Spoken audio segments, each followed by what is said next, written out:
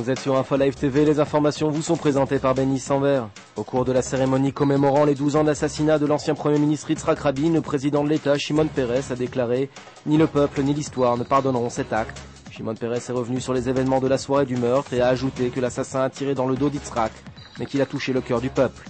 Israël commençait mardi soir à commémorer l'assassinat du Premier ministre Yitzhak Rabin, perpétré à Tel Aviv il y a 12 ans par un extrémiste, selon le calendrier hébraïque. Et puis dès les prochains jours, Israël devrait commencer progressivement à limiter l'entrée de produits manufacturés et d'essence vers la bande de Gaza. Cette décision a été prise au cours d'une réunion sécuritaire dirigée ce mardi soir par le vice-ministre de la Défense Matan Vilnaï. Cette décision devra recevoir l'approbation du ministre de la Défense Ehud Barak et intervient alors que 8 obus se sont abattus sur Israël dans la seule journée de mardi.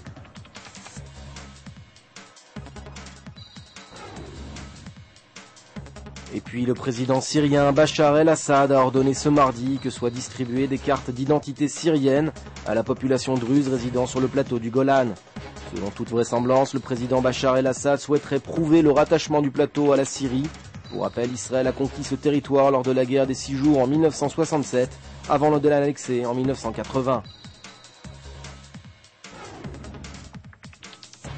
En Israël, on redoute que des terroristes en provenance d'Égypte n'entrent dans la bande de Gaza. Au sein de l'appareil sécuritaire, les craintes se multiplient face aux relations de bon voisinage entre l'Égypte et le gouvernement Hamas et la poursuite de la contrebande d'armes dans le désert du Sinaï.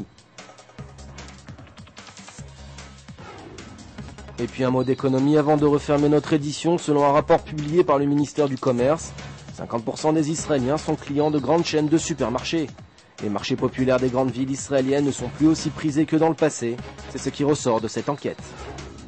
Votre programme sur Info Live TV, c'est un document portant sur le besoin d'Israël d'une défense antimissile.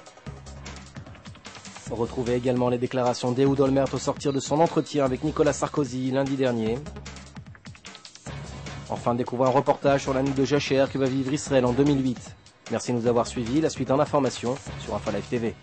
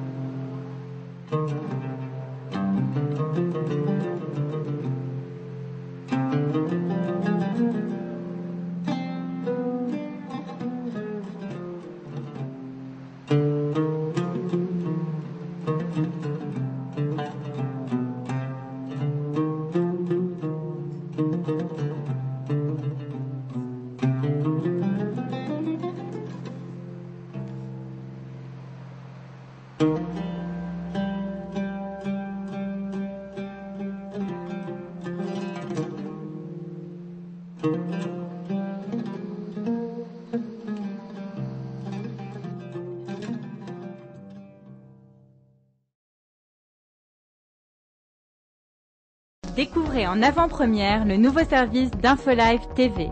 Recevez gratuitement chaque jour, en vidéo, les informations d'Israël et du Proche-Orient sur votre mobile. Pour vous abonner, entrez sur notre site www.infolive.tv et cliquez sur la bannière Service téléphone mobile. Aujourd'hui, le monde entier parle d'Israël.